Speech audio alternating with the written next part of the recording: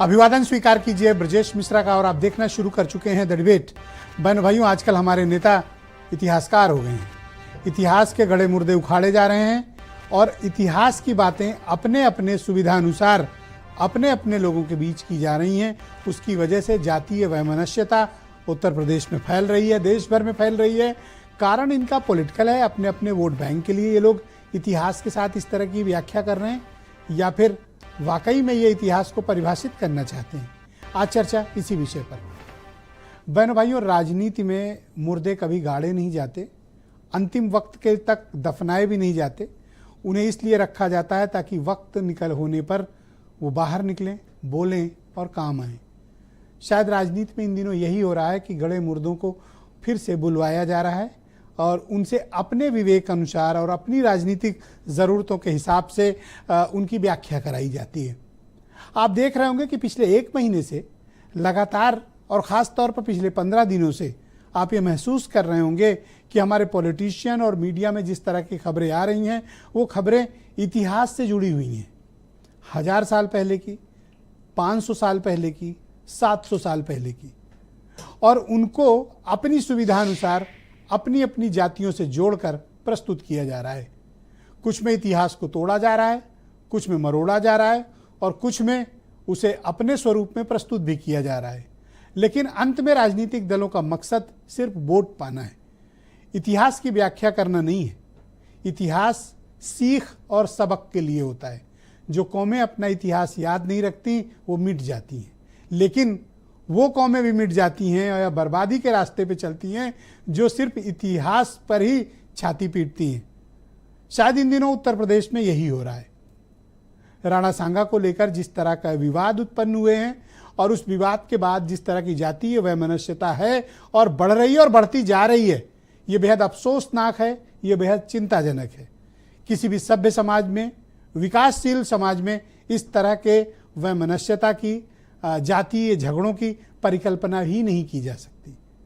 जब हम सबके साथ सबके विकास और सबके विश्वास की बात कर रहे हैं तो इस तरह का आचरण करने वाले नेताओं को चिन्हित किया जाना चाहिए, जो विकास की बातें नहीं बल्कि जातीय वैमनस्यता से भरी हुई इतिहास की वो बातें कर रहे हैं जहां पर अभी भी उसकी कोई पुष्टि नहीं है।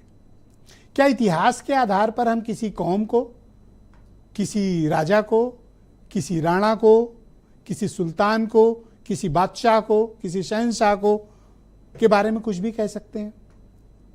इतिहास किसने लिखा है? इतिहास हमेशा राजाओं का हुआ है। इतिहास उनका रहा है जिनके तलवार की नोक पर इतिहास लिखने वाले थे। इतिहास कभी आम आदमी का नहीं होता। इतिहास हमेशा राजाओं का हुआ है। किसी को नहीं पता कि अकबर के, उनका कोई इतिहास नहीं है कि अकबर के दौर में आम आदमी की क्या हालत थी। किसी को नहीं पता कि महाराणा के शासन में आम आदमी किस तरह से रह रहा था। इतिहास सिर्फ बड़े लोगों के लिए है। इतिहास राजाओं का होता है और इन्हीं राजाओं ने, इन्हीं राणाओं ने, इन्हीं बादशाहों ने इतिहास को अपने तलवार के नोक पर लिखा या लिखवाया।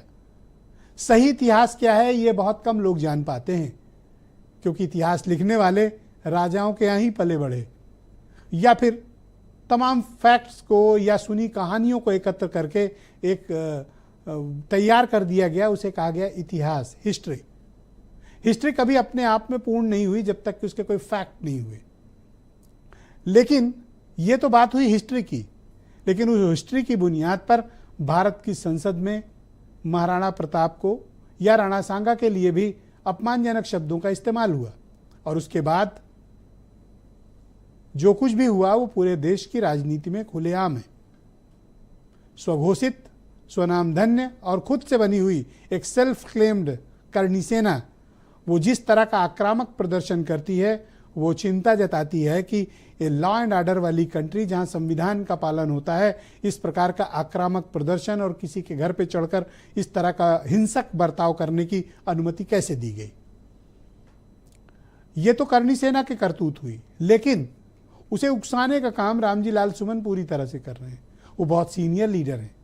जितनी हमारी आपकी उम्र होगी या पत्रकारिता होगी उससे ज़्यादा रामजी लाल सुमन का राजनीतिक अनुभव है। उनसे अपेक्षा नहीं की जाती कि वो समाज में कुछ इस तरह के स्टेटमेंट दिए जिससे उत्तेजना फैले, हिंसा का वातावरण फैले। वो मेंबर ऑफ पार्लियामेंट हैं, मिनिस्टर रह चुके हैं, लोकसभा सांसद रह चुके हैं, जिम्मेदार नागरिक हैं, लेकिन वो जिस तरह के गैर जिम्मेदाराना परिचय दे रहे हैं वो भी बड़ा हतप्रभ करता है। आज उन्होंने कहा कि मैदान तैयार है, आइए दो दो हाथ कर लेते हैं। आप किससे दो दो हाथ करना चाहते हैं? किसी कम्युनिटी से, किसी करनी सेना से, या समाज में जातीय वैमनस्यता फैलाना चाहते हैं? गलत दोनों हैं। करनी सेना भी गलत है, रामजी लाल सुमन के उकसाने वाले बयान भी गलत है। और मुझे अचरज है और हैरानी है कि पूरा समाज इन दोनों की निंदा क्यों नहीं कर रहा है। करना चाहिए।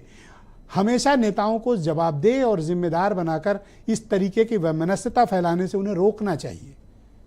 एक सभ्य समाज में इस तरह के आचरण की हम उम्मीद, अपेक्षा अपने पॉलिटिशियन से नहीं करते हैं। उनको हमने इसलिए चुना है कि हमारा वर्तमान ठीक करें और हमारे भविष्य को बेहतर करें, हमारे लिए बेहतर योजनाएं लेकर आएं और हमारे बच्चों के लिए, आने वाली नस्लों के लिए वो एक बेहतर हिंदुस्तान की परिकल्पना करें। इसलिए उनको मेंबर ऑफ पार्लियामेंट बनाया जाता है, इसलिए वो चीफ मिनिस्टर होते हैं, इसलिए प्राइम मिनिस्टर होते हैं, इसलिए एमएलए और मिनिस्टर्स होते हैं। उन्हें इसलिए नहीं बनाया जाता कि वो ये बताएं कि राणा सांगा सही थे या बाबर सही था या किस दौर में क्या गलत हुआ। न उस दौर की परिस्थिति से रामजी लाल सुमन वाकिफ हैं, न उस दौर की परिस्थिति से करनी सेना वाले वाकिफ हैं। इतिहास सबका है, अगर उसे समग्रता से देखा जाएगा तभी देश आगे बढ़ेगा, वरना कुछ ताकतें इस देश को कमज़ोर करना चाहती हैं। वो हमें इतिहास में फंसा के रखना चाहती हैं, जब हमें शिक्षा, रोजगार, अच्छा स्वास्थ्य, बेहतर इंफ्रास्ट्रक्चर, सबके लिए बराबरी और जातीय वैमनस्यता खत्म होनी चाहिए। तो मैं चाहता हूं कि ये इनके कुछ बयान आप सुन लें जो आजकल जिसके लिए ये कुख्यात और विख्यात हैं, उसके बाद हम इस डिबेट को आगे बढ़ाएंगे। बीजेपी के लोगों का तकिया कलाम हो गया है कि मुसलमान, इनमें बाबर का डीएनए है। ये बाबर को लाया कौन? बाबर को इब्राहिम लोदी को हराने के लिए राणा सांगा लाया था। तो मुसलमान तो बाबर की औलाद हैं और तुम गद्दार राणा सांगा की औलाद हो। ये हिंदुस्तान में तय हो जाना चाहिए। सुनने में आ रहा है कि इतिहास के पन्ने लोग पलट रहे हैं।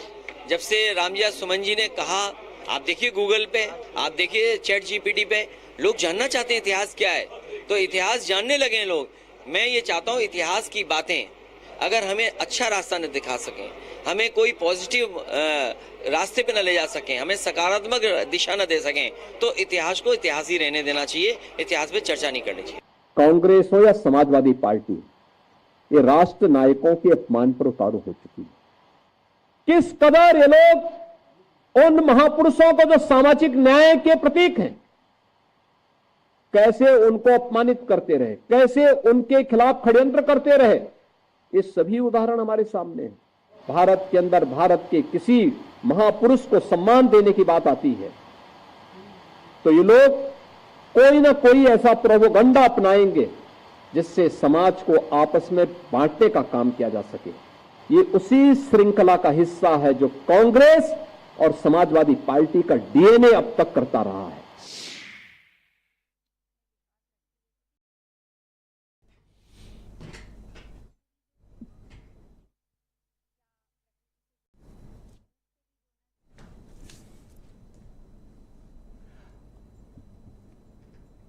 ऑल राइट, हम इस परिचर्चा को आज आगे बढ़ाएंगे। मेरे साथ डॉक्टर समीर सिंह हैं, भारतीय जनता पार्टी के प्रवक्ता हैं, और राकेश सिंह रघुवंशी, राजपूत करनी सेना के उत्तर प्रदेश के अध्यक्ष हैं, उदयवीर सिंह समाजवादी पार्टी के प्रवक्ता, सुरेंद्र राजपूत कांग्रेस कमेटी के प्रवक्ता हैं, मेरे साथ कार्यक्रम में मौजूद हैं। और इस देश के बहुत ही जाने माने विख्यात इतिहासकार रवि भट्ट जी भी हमारे साथ कार्यक्रम में जुड़ चुके हैं, ब्रजेश शुक्ला जी जाने माने पत्रकार, और वीरेंद्र सिंह जी हमारे स्टेट हेड। आप सभी का शुक्रिया और धन्यवाद इस परिचर्चा का हिस्सा बनने के लिए।